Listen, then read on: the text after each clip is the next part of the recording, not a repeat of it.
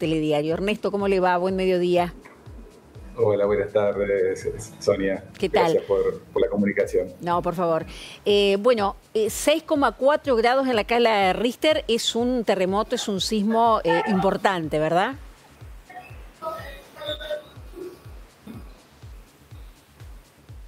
Sí, sí, esa sería la novedad, digamos, de que hace muchos años que no ocurría un sismo en San Juan y en la zona, digamos, muy activa de Cuyo, de esta magnitud, que es 6,4. Afortunadamente, todavía estamos lejos de el umbral o un umbral de lo que denominamos un terremoto destructivo, ¿no? Que ya estaría siendo, digamos, en el orden de los cercanos a los 7. Esa es, digamos, la magnitud relativa de lo que ha ocurrido en San Juan.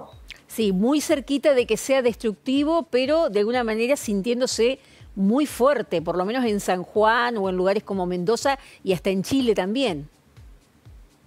Exacto. Digamos, el hecho que ha generado esta percepción, cómo se lo siente, es decir, la intensidad, que la intensidad, digamos, es mayor en este caso, ha sido percibido como un terremoto de de intensidad 7, y eso se debe a que ha ocurrido a una profundidad muy somera, es decir, muy cerca de la superficie respecto a otros terremotos que se perciben de una manera mucho menos intensa.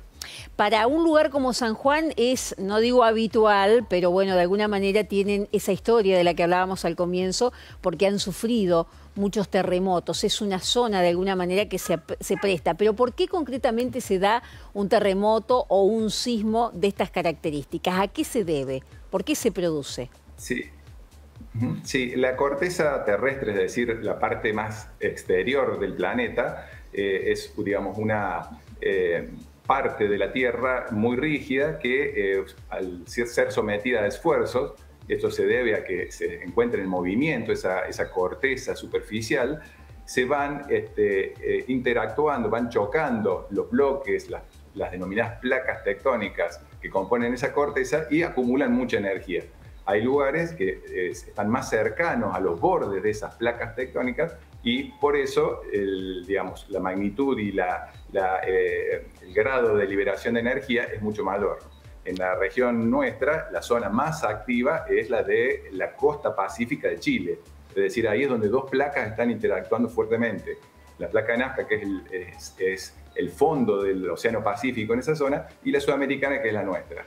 Y como la región de Cuyo está próximo a esa zona, es una región donde es previsible que ocurran sismos de intensidades importantes, de magnitud importante. Cuando ocurre un sismo de estas características o así de este modo, ¿es posible prever que haya las llamadas o los denominadas réplicas?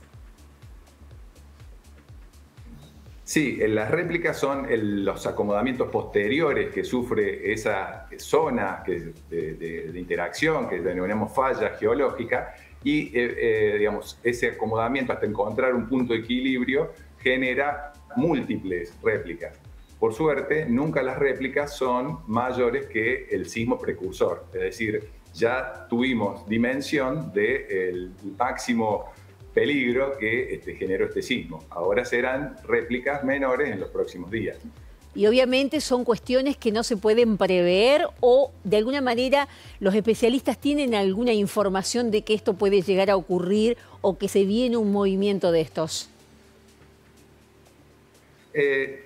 Exactamente, precisamente, y digamos, el lugar y el momento en que va a ocurrir un sismo es imposible, al menos con las herramientas con las que hoy contamos.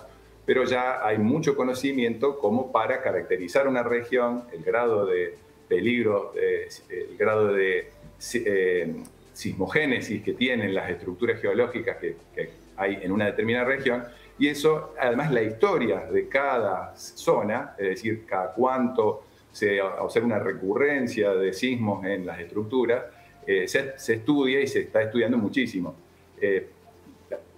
Lamentablemente se puede establecer una ventana aproximada de tiempo en el cual se espera de que ya ha habido un silencio en determinada zona demasiado largo y es posible que ocurra un sismo en un tiempo, digamos, muy poco preciso, ¿no es cierto? De una ventana de tiempo de unos años.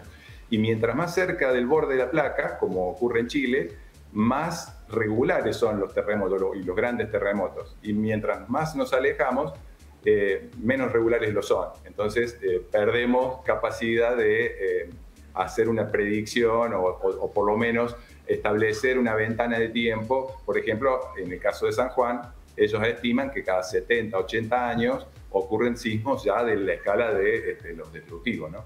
Por último, la última consulta. ¿Hay algo que el hombre hace, que el ser humano hace a la naturaleza que puede ayudar a que estas cosas pasen o no tiene nada que ver?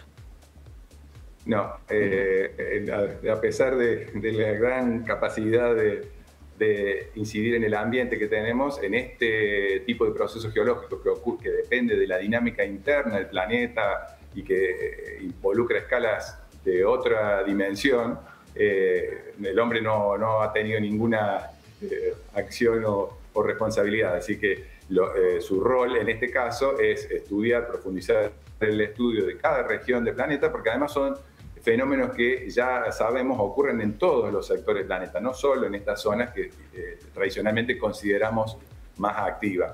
Entonces, por lo tanto, hay que dimensionar claramente cuál es el máximo peligro que podemos sufrir en una determinada región y prepararnos para ello, ¿no? Desde el punto de vista de la ingeniería, desde el punto de vista de la organización del territorio, desde el punto de vista de la organización de planes de contingencia, ¿no? Perfecto.